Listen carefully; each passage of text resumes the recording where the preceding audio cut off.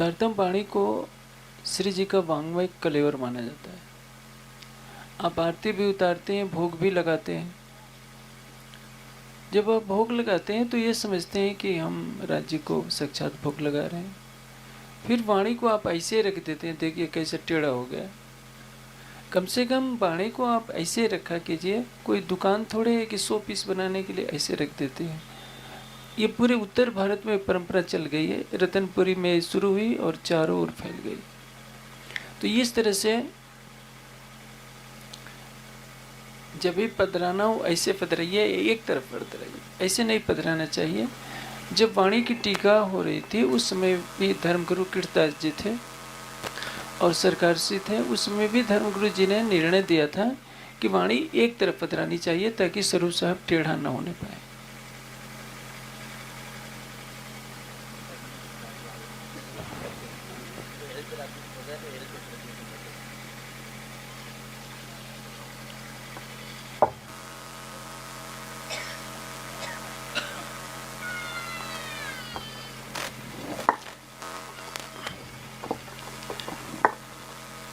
10 और 2 बुरे जो कहे सो बारी क़यामत के पूरे भी। ये तीसरी बड़ी फरिश्तों की फजर है। पीछे उठ खड़ी है दुनिया नो नजर, पीछे उठ खड़ी दुनिया नो नजर।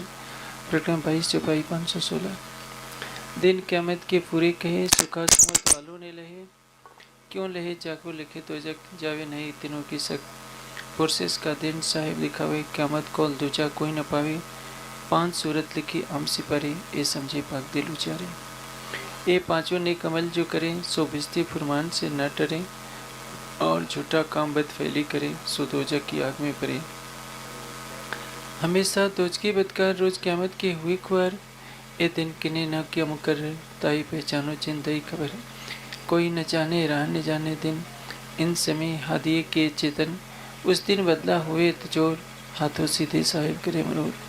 तीत पहुँच के शुद्ध दई तुम्हें किन, बुजुर्ग के दई तीन। निहायत इस रोज की कोई न पावे, ए बादशाह पुरसेस का दिखावे। किनको नफा न देवे कोई, तब कोई न किसी के दाखिल होए। कुवत दिन समय को ये जाए, तो कोई नफा किसी को न सके पहुँचाए। हुक्म हादे का साहेब फरमान, करे सिफायत खुदा मोमिनों पहचान। मोमिन आकिनदारों को चाहे, हक में भी उन्हीं को मिलाए। जब जाहिर हुआ रुझा रहज, तब काजिए खुल्या मुसाफ मगज। ये बात साहिब 36 साल सुकई, घर इमाम बिलंदी छत्ता को दई, घर इमाम बिलंदी छत्ता को दई। प्रकरण 23 चौपाई 525। 9वीं आगे अरफा ईद कही, ले 10वीं आगे सब लीला भई। मजले सब 11 के मत, सो कहे कुरान विवेक के विद। ये 11 बीच बड़ो विस्तार, प्रगटे बुलंद सब सिरदार। सब न्यामते सिफते दई सितार, उतरिया आजते जोस्तवर।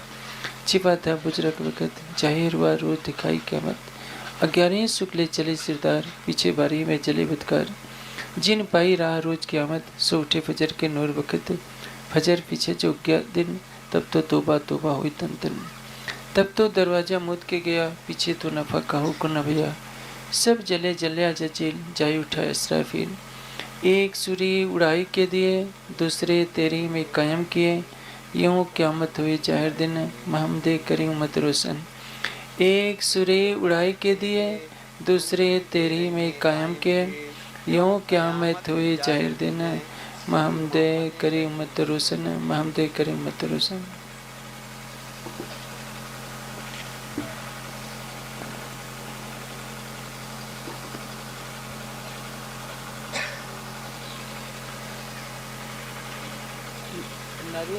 नारियल की तरह थोड़ा नहीं क्या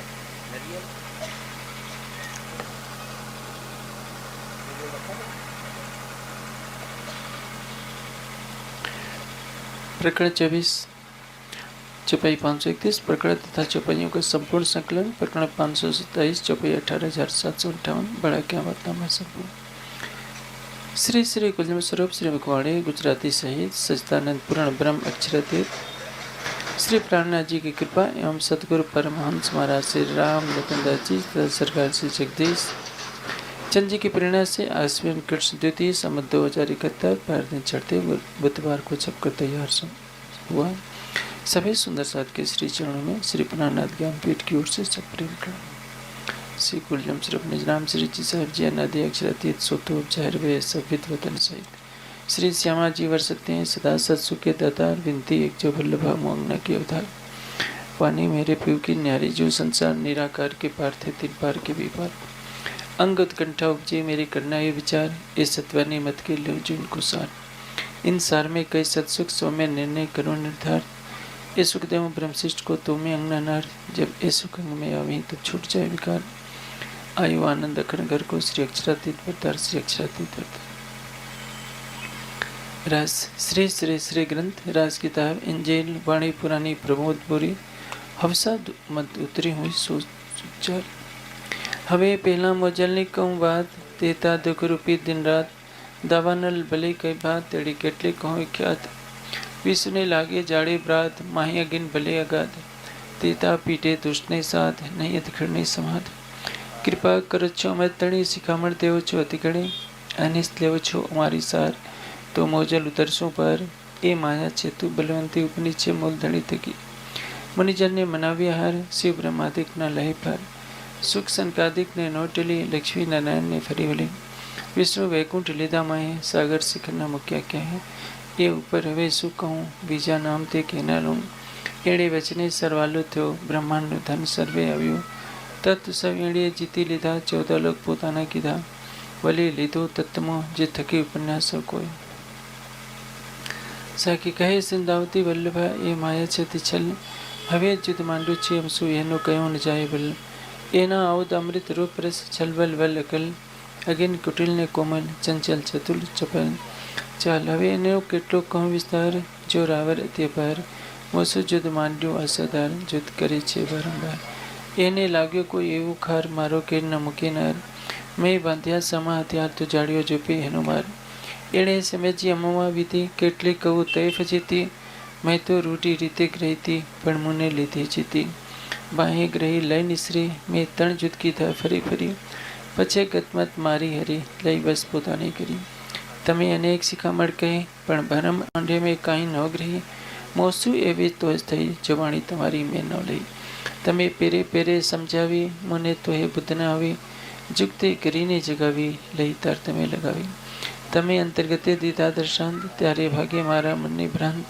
હવે તમે આવ્યા એકાંત સંસાર દશા થઈ સોંત જ્યારે ધની ધનવટ કરે ત્યારે બલબેરી ના હારે વળી ગયા કામ સરાડે ચડે મંચિત અભ્યાકાર જ્યારે ધની ધનવટ કરે ત્યારે બલબેરી ના હરે વળી ગયા કામ સરાડે ચડે મંચિતભ્યાકારસ્ય रे મંચિતભ્યાકારસ્ય दयी प्रदक्षिणा अति गणी करूं दंडवत प्रणाम सौ साथना मनोरथ पुरजो मारा धणी से मनना मनोरथ पूर्ण कीधा मारा अनेक वार वारणे जाय श्रीन्द्रावती मारा आत्मना आधार मनना मनोरथ पूर्ण कीधा मारा अनेक वार वारणे जाय श्रीन्द्रावती मारा आत्मना आधार मारा आत्मना आधार। आपने जो पारायण रखा उसके फलश्रुत की चुपाई है किरंतन प्रकरण 86 चुपाई है। साथ जी जागिए सुन के शब्द आखिर सकल आवत अंग साज के दौड़ मिलिए धनी निज घर दौड़ मिलिए धनी निज घर।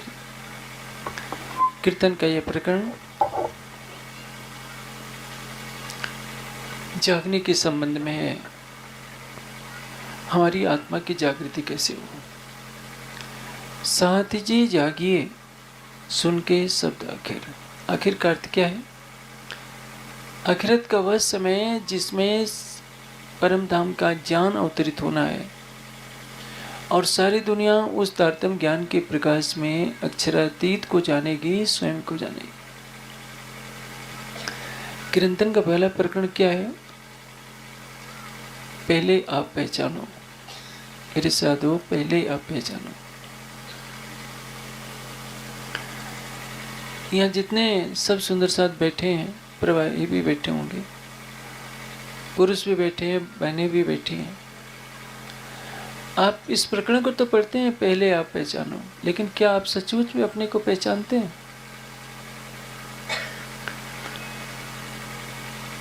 सुंदर साथ में तो छोटी छोटी बातों के लिए मनमुटाव भी होता रहता है। अभी परसों जहाँ कार्यक्रम था, वहां से 10 कदम की दूरी पर एक सुंदर साथ ने छोटा सा मंदिर बना रखा है। वहीं कार्यक्रम हो रहा है, लेकिन वो नहीं आया क्योंकि उनसे लड़ाई थी। लड़ाई किस लिए हो रही है? लड़ाई के मूल में केवल अहंकार है। कोई बात हो गई तो अरे कम से कम 10 कदम की दूरी पर टहलते हुए आदमी जाता है, कार्यक्रम हो रहा है लेकिन वो व्यक्ति घर में बैठा रहा। तो ऐसे मंदिर बनाने से क्या फायदा कि कार्यक्रम हो रहा है, कोई जाए नहीं। इसको जागने नहीं कहते। आत्मा के स्वरूप की पहचान का अर्थ क्या होता है? हम अपने को संसार से अलग समझें। योग दर्शन में इसको विवेक ख्याति कहते हैं। विवेक ख्याति का अर्थ क्या होता है? स्वयं के स्वरूप को 5 इंद्रियों से, 10 इंद्रियों से, 4 अंतःकरण से, 5 कोशों से परे समझना। और इस अवस्था तक पहुंचने के लिए बहुत अधिक ध्यान समाधि की आवश्यकता होती है। ऋतंबरा प्रज्ञा की प्राप्ति के पश्चात ध्यान समाधि में लंबे समय तक डूबे रहने के बाद इस अवस्था को मनुष्य पहुंच पाता है कि अपने को शरीर से परे होकर के देखता है। अब देखिए, चर्चा हो रही है, कुछ माताएं बहनें आपस में बातें कर रही है। कभी कभी बहनों की दशा देखकर मुझे बहुत तरस आता है। घर की 4 दीवारी में बहनें बंद होती हैं, हजारों सालों से ये प्रताड़ित हैं, शिक्षा से, संस्कार से रहित है। बस जीवन में एक ही तो नियत ही है, भोजन बनाना, वंश वृद्धि करना, जब समय मिले तो केवल बातें करना। कहीं भी जाता हूँ तो माताएं बहनें जो आगे बैठती हैं, जो बूढ़ी औरतें होती हैं, केवल मोह माया में, केवल या तो सबसे ज़्यादा सुर बहनें ही करती हैं। मुझे कभी कभी दुख होता है कि इस मातृशक्ति का उद्धार कब होगा, कब उनके अंदर ज्ञान आएगा, कब उनकी आत्मा जागृत होगी। भाइयों को देखता हूँ तो जरा सी बात में लड़ाई होती है।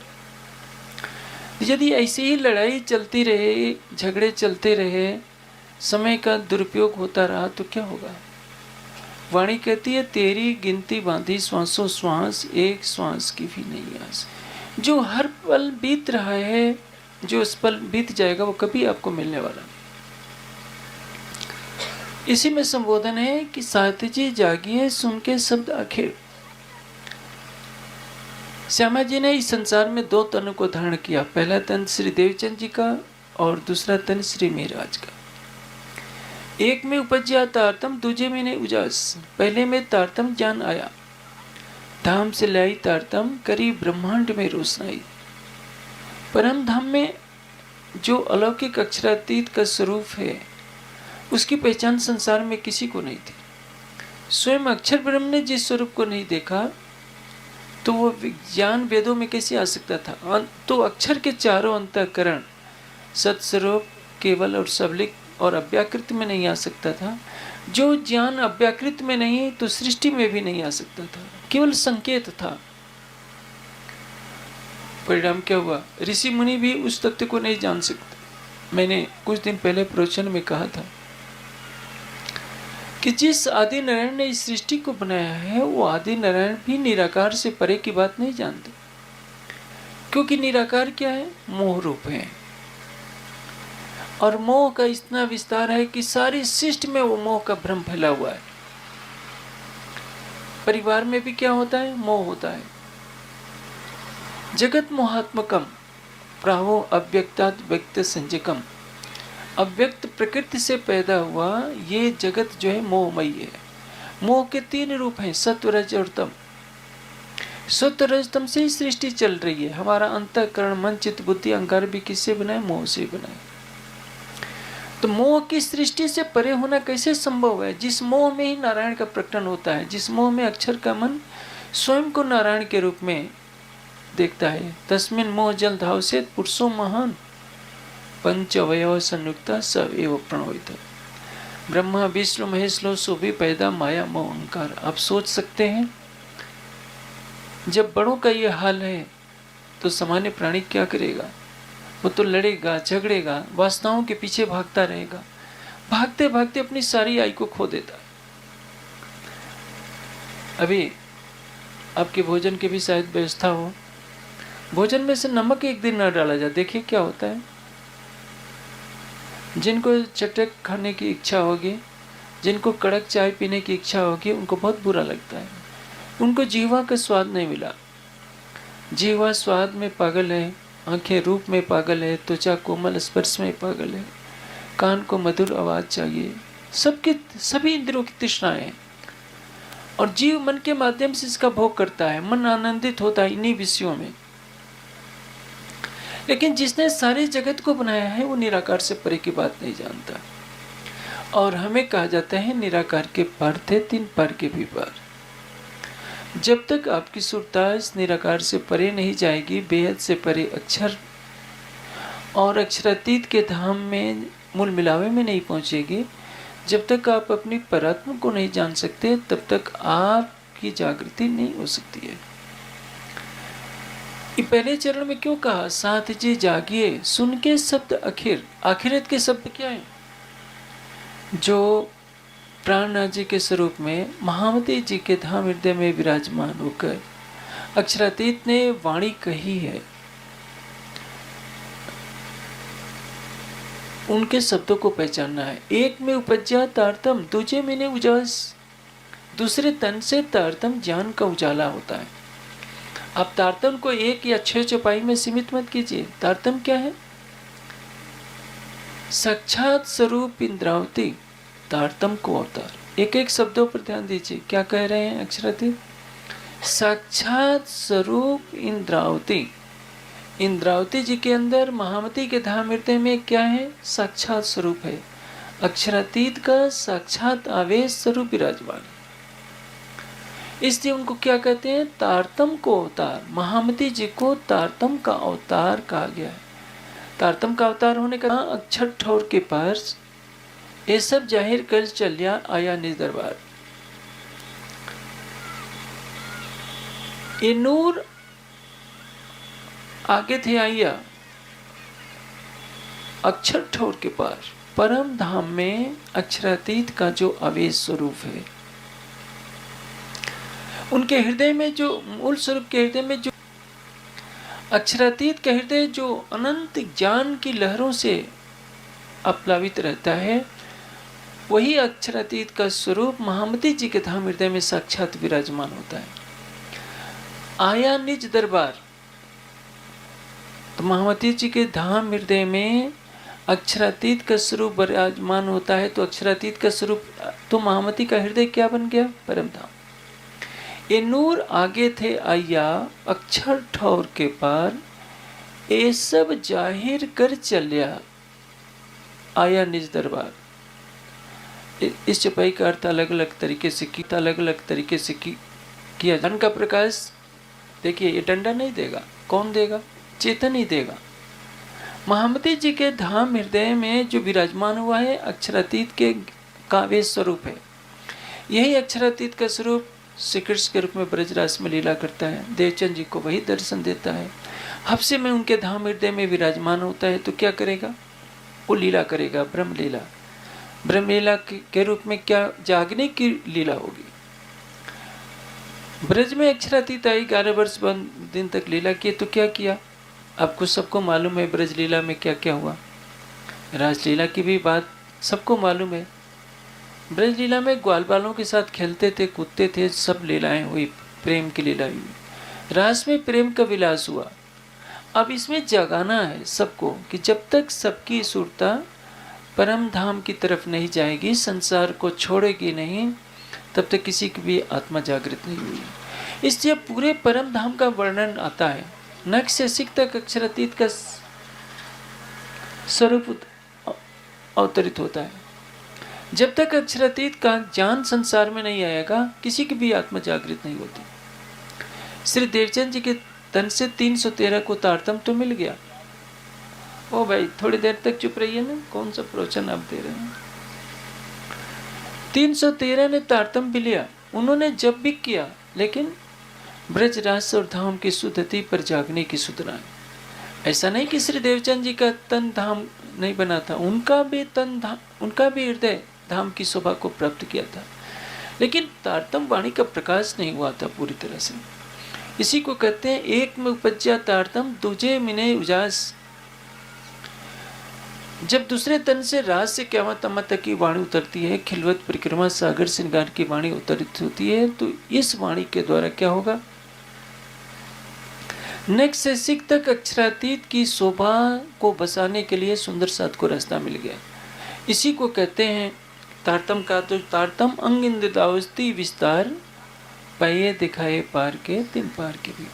तारतम का तारतम कहते हैं। 6 चौपाइयों के तारतम से क्या पहचान होती है, निराकार के पार थे तिन पार के पार, हमारा घर कहाँ है, बस इतना पता चलता है। लेकिन जब खिलवत आप पढ़ेंगे, परिक्रमा पढ़ेंगे, सागर पढ़ेंगे, श्रृंगार पढ़ेंगे, तो 25 पक्षों का ज्ञान मिलता है। युगल स्वरूप के नख से सिख तक का श्रृंगार का ज्ञान प्राप्त होता है, और हमारी परात्म का स्वरूप क्या है ये भी पता चलता है। 6 चौपाइयों से केवल नहीं मिलेगा। सुंदर साथ ये समझते हैं कि हमने तारतम ले लिया है, कंठी बांध ली है, 5 बार पाठ कर लेते हैं, तो ये तो केवल शरीयत तक सीमित रह गया।